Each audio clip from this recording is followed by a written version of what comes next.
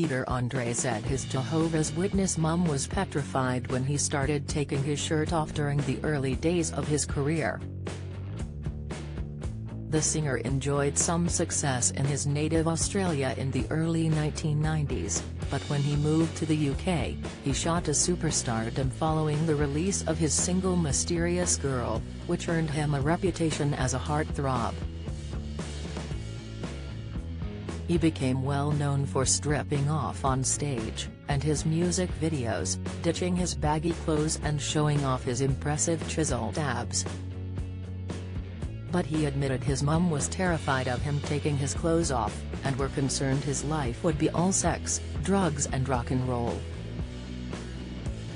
In an interview with The Guardian, Peter recreated a shot of him on stage in the late 1990s, and recalled wanting to make his mark on the music scene by showing some flesh.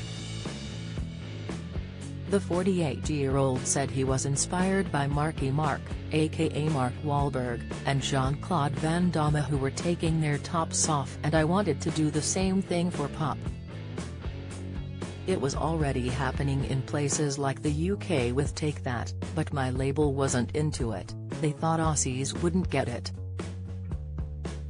My parents weren't too keen either, he explained.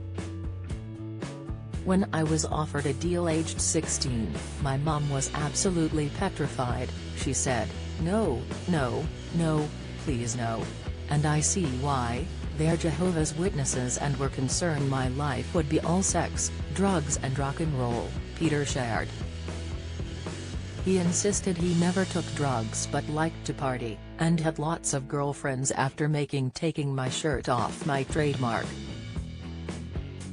Decades on from his first glimpse of fame in the late 90s, Peter said he's still got body confidence, despite not having a six-pack, but won't ever be seen with his shirt off in public. The dad of four said he built a rod for my own back by being so motivated to stay in shape when he was younger, and worries that people will compare his body now to when he was in his 20s. He devastated his legions of adoring fans by stating he will never be seen walking around a beach with my top off, or on stage, maybe for a laugh, but it's unlikely. He also looked back on how he dealt with fame early on in his career, and admitted he was arrogant and received a lot of abuse from strangers.